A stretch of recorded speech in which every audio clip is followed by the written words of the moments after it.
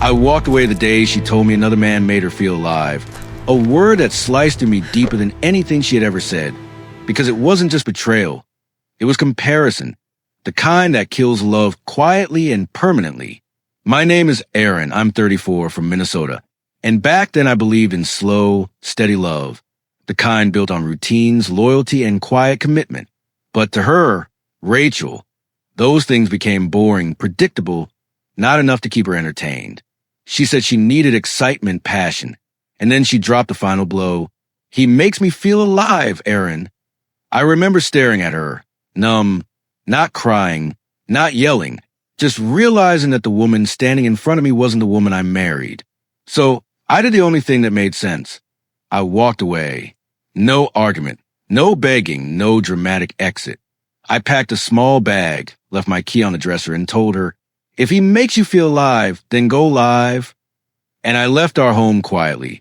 Because some endings don't need noise, they need acceptance. The first weeks alone were brutal, filled with empty rooms and sleepless nights. But slowly, I learned to live without checking her location, without waiting for a text that never came. I got into running, something I hadn't done in years. I took a challenging new project at work. I traveled alone for the first time in my life. I didn't move on fast, but I moved on honestly.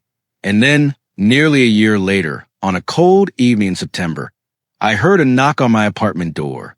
I wasn't expecting anyone, so when I opened it and saw Rachel standing there, my breath caught, not out of love, but out of shock. She looked different, not glamorous or glowing like someone who had found passion. She looked tired. Her eyes were swollen. Her shoulders slumped. Her makeup smudged like she'd been crying for hours. Aaron, can we talk? She whispered, her voice shaking. I stepped outside but didn't invite her in. She noticed. I deserve that, she said with a bitter smile. Then she started talking, fast, desperate, like someone trying to put out a fire that had already burned the house down.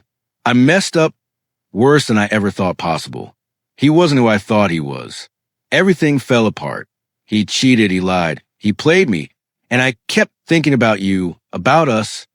She covered her face, sobbing. I ruined everything. I threw away the only real love I ever had. I listened silently, letting her words fall apart on the pavement. A year ago, I might have broken hearing them, but now they just felt distant, like echoes from another life.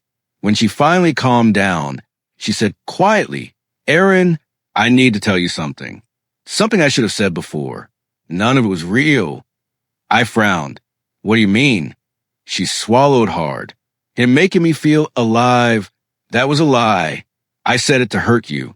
I wanted you to fight for me, to prove something. I thought if you were scared of losing me, you'd change.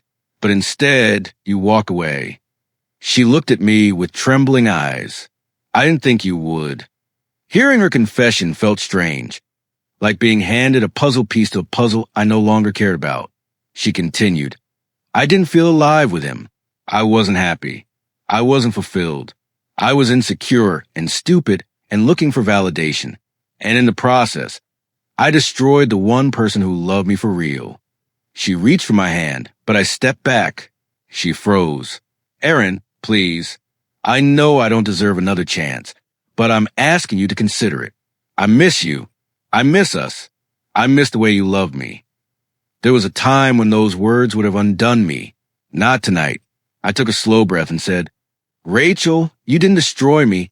You freed me. She looked crushed, but I kept going.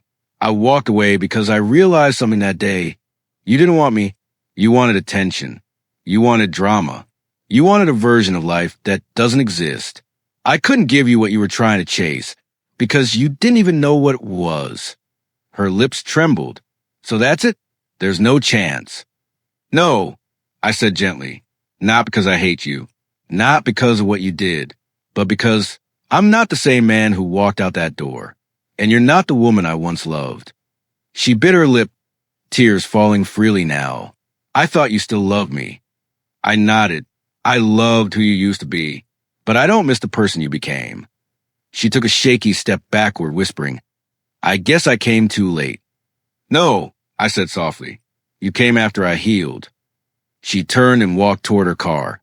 her shoulders shaking as the night swallowed her figure. I didn't chase her. I didn't call out her name. I simply closed the door behind me. Because sometimes the real feeling of being alive is choosing yourself.